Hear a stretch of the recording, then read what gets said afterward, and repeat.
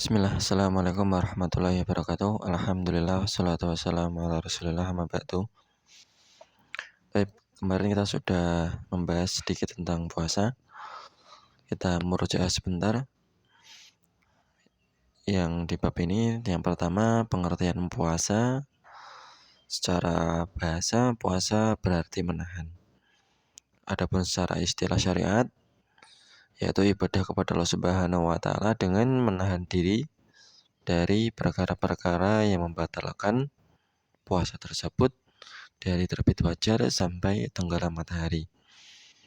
Baik, maka di sini di garis bawahi puasa itu dari terbit fajar, yaitu dari masuknya subuh sampai masuk waktu maghrib. Jadi bukan dari imsak.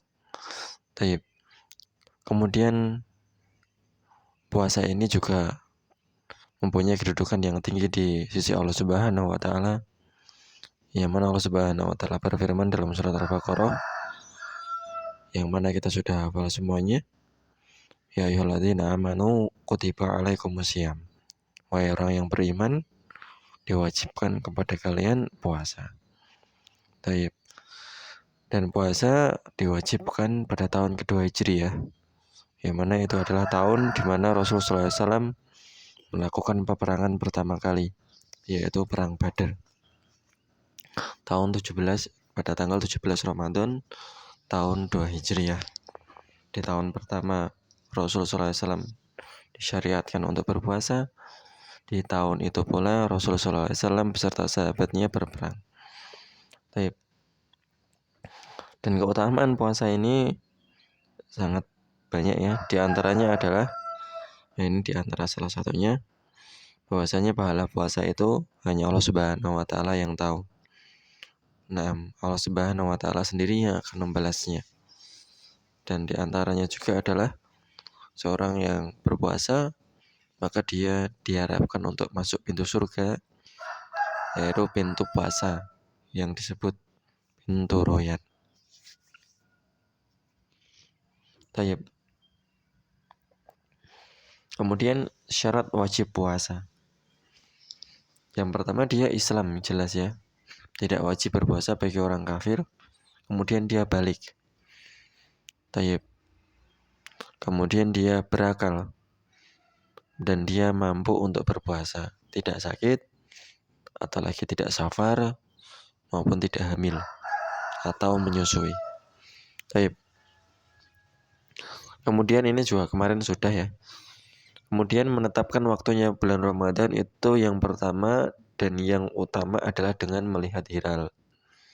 Apabila hilal tidak terlihat pada malam ke-29, pada hari ke-29, berarti genapkanlah Sya'ban tersebut menjadi 30 hari. Di hari ke-29 lihat hilal dulu. Habis itu ternyata kok tidak terlihat, berarti Sya'bannya 30 hari. Kalau ternyata hilalnya terlihat, berarti Sya'bannya 29 dan besok sudah masuk waktu 1 Ramadan. Baik. Sebenarnya hanya ini saja tata cara untuk menetapkan bulan Ramadan.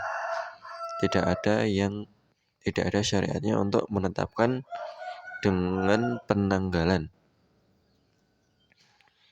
Baik. Ya, kalau di Indonesia ada ormas, ya sebut saja MU. Dia menetapkan puasa ini dengan penghitungan tanggal, hisab, dengan menghisapnya. Ini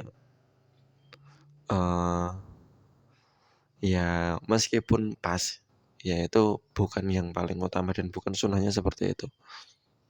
Bagi yang melihat hilal, maka dia berpuasa. Bagi yang tidak, ya genapkanlah Sya'bannya di hari yang ke-30. Begitu, gampang insyaallah. Niat puasa ini kemarin juga sudah. Puasa, kalau puasa wajib maka dia harus berniat di malam harinya. Nah, tapi kalau dia puasa sunnah, maka dia boleh berniat di hari tersebut, asalkan belum melakukan pembatal-pembatal puasa sejak terbitnya fajar. Udzur yang diperbolehkan untuk tidak berpuasa di bulan Ramadan. Yang pertama sakit. Nah, ini sakit ini ada dua ya. Nah, sakit yang dia diharapkan kesembuhannya dan sakit yang tidak diharapkan kesembuhannya. Yang pertama sakit yang diharapkan kesembuhannya, seperti sakit pilek, panas. Yang insya Allah 1 minggu kemudian dia bisa berpuasa kembali, maka baginya wajib mengqadha puasanya. Nah, tetapi apabila sakitnya ini menahun, misalnya stroke atau penyakit apa ya?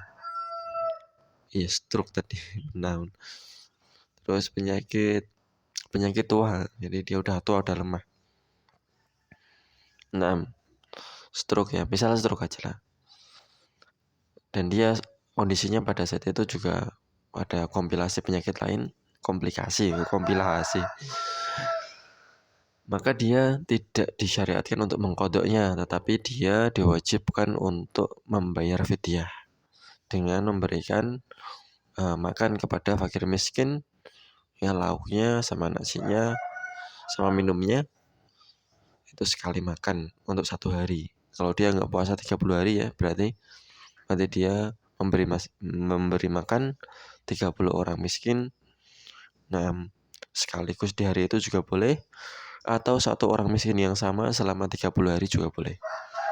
Baik. Nah, ini makanannya matang ya. Makanannya matang, udah ada lauknya, udah ada sayurnya. Makanan yang sebagaimana dia makan sehari-hari.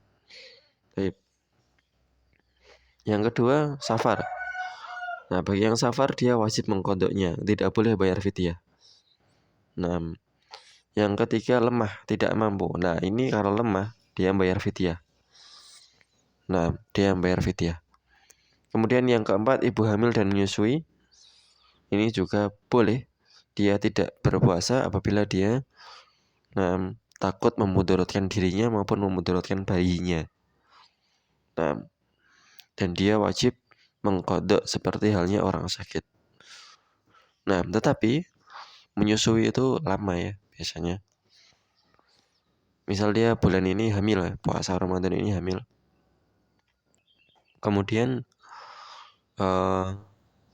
dalam masih proses hamil, kemudian setelah Ramadan, Syawal, Dzulqa'dah, Dzulhijjah, Muharram dia melahirkan. Kemudian dia menyusui. Di 1 tahun pertama dia masih menyusui, menjumpai bulan Ramadan lagi. Maka ini berarti dia hamil plus menyusui. Nah, ini boleh dia tidak mengqadhanya, tetapi dia membayar fidyah. Diibaratkan dengan seorang yang sakit tapi lama. Tayyib. Paham ya? Tapi kalau dia kuat untuk berpuasa, maka tidak masalah. Nah, maka dia afdalnya memang mengqadhanya.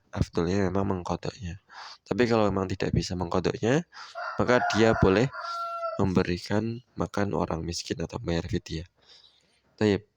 Kemudian orang yang haid dan nifas ini wajib dia mengqadhanya apabila nifasnya dan haidnya sudah selesai. Tayyib. Apabila seorang pada saat itu berpuasa, kemudian qadarullah dia langsung langsung haid jam 5 sore misalnya, maka dia wajib membatalkan puasanya. Nggak boleh dia lanjutkan. Padahal sudah jam 5 sore. Tayyib. Saya kira cukup dari saya hari ini. Aku lihatnya. Assalamualaikum warahmatullahi wabarakatuh.